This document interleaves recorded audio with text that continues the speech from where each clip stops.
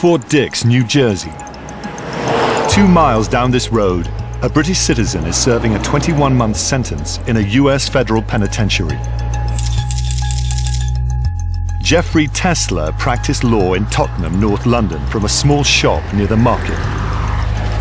He arranged bribes through a company in Gibraltar for the biggest ever corrupt contract in Nigeria, worth nearly $6 billion, to a consortium led by the American firm Kellogg, Brown & Root, to build Nigeria's first and biggest ever liquefied natural gas factory here at Bonny Island. Jeffrey Tessler, who I personally,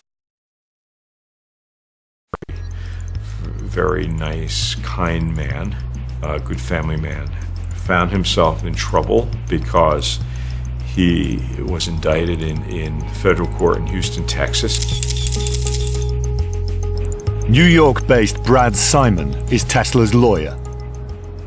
The allegations in the indictment were that Jeffrey was making illegal payments on behalf of the consortium to Nigerian officials. They claimed he was acting, in their words, as the bagman for this project. So why did they hire Tessler to do their dirty work? Over the years, he developed some expertise with respect to Nigeria. He'd only been there once, but he had many, many contacts. When Nigerian officials would come to London, they would invariably meet with Jeffrey. He knew the players in Nigeria. He knew who would be expecting payments, where the money needed to go to take this project.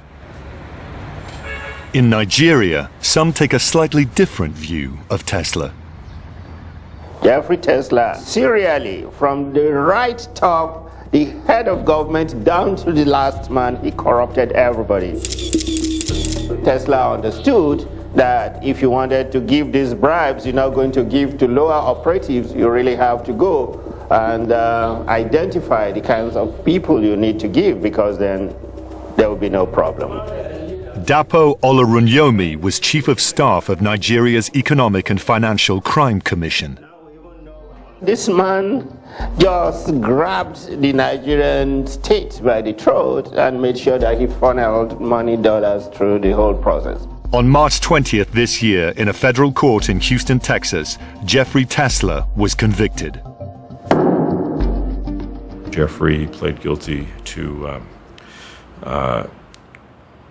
2 counts in the indictment, and he agreed to forfeit $131 million in proceeds. Excuse me, you agreed to what? To forfeit $131 million US. Where did Jeffrey Tessler get $131 million US? He was paid that money by the four members of the consortium. One reason many get away with such massive bribery is that the financial transactions tend to take place outside the countries involved, through international banks and offshore tax havens, and financial centers like London and Switzerland. Nuhu Rabadu was the head of Nigeria's Economic and Financial Crime Commission. We attempted to investigate in Nigeria, but it wasn't possible because all the transactions took place outside Nigeria. The payments were not made in Nigeria. There were no papers, no documents whatsoever to follow. So, the Nigerian Crime Commission asked the Americans for help.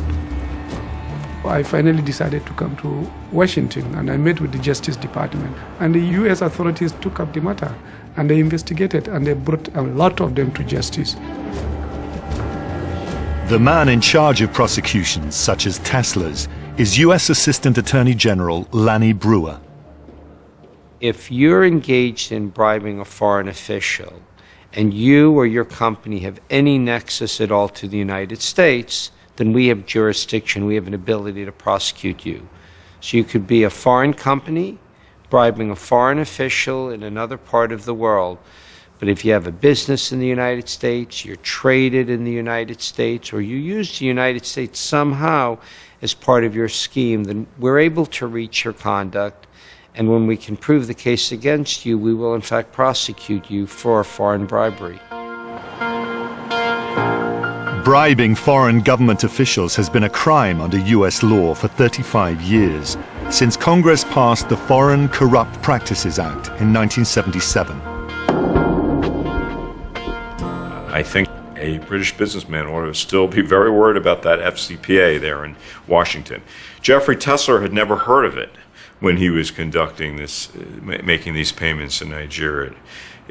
The fact that this statute was on the books meant nothing to him. He was completely unaware of it.